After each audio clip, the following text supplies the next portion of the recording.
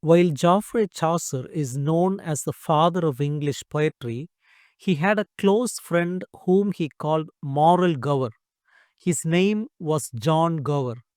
Born around 1330 into a wealthy family in Kent, Gower was a man of immense learning and legal background. He lived during the reigns of Edward III, Richard II, and Henry IV. This was a time of great transition, and Gower saw himself as a guardian of morality. Unlike most poets who stuck to one language, Gower was a poet of three tongues, writing massive masterpieces in French, Latin, and English. Gower's greatest contribution to English literature is Confessio Amandus, or The Lover's Confession. Legend says King Richard II met Gower on a boat on the Thames and commissioned him to write some new thing in English. The poem is a massive collection of stories framed as a conversation between an aging, unhappy lover named Amans and a priest of Venus named Genius. Through over 100 stories drawn from Greek and Roman mythology, the priest explains the seven deadly sins as they relate to love and ethics.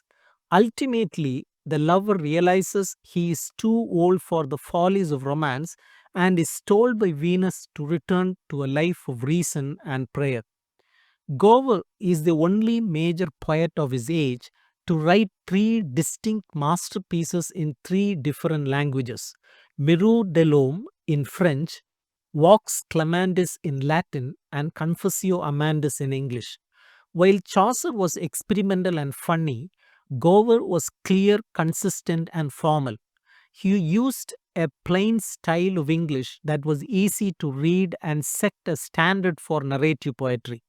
In his Latin work Vox Clemandis, he gave a harrowing eyewitness account of the peasants' revolt of 1381, providing historians with a unique perspective on the chaos of that time. He believed that the health of a kingdom depended on the morality of its people and its king. He used poetry as a tool to teach virtue. John Gower went blind in his final years and died in 1408. He was buried in Southwark Cathedral, where you can still see his tomb today, his head famously resting on his three volumes of poetry. He wasn't just a storyteller, he was a moral conscience of his century.